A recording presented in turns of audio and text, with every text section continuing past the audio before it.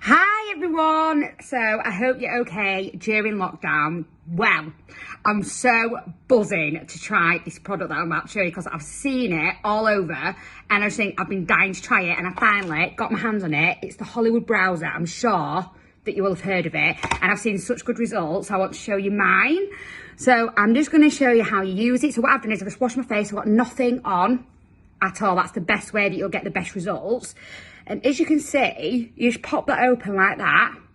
And all you have to do, I don't know if you've heard of dermaplaning. I've had that done before and I love it, but obviously with lockdown, can't really do it. So it's like dermaplaning at the comfort of your own home. And I'm just going to show you how easy it is. So you put your skin a little bit there and it's like a 45-degree angle and you're just doing little feather strokes like that.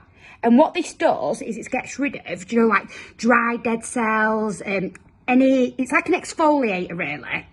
And it just makes it when you put your makeup on, oh my God, if you've ever put your makeup on after dermaplaning, honestly, it will change your life. So I'm just gonna show you again. Along here, you can use this on the brows and the lips. I'm using this on the face around here because I want this to be really smooth.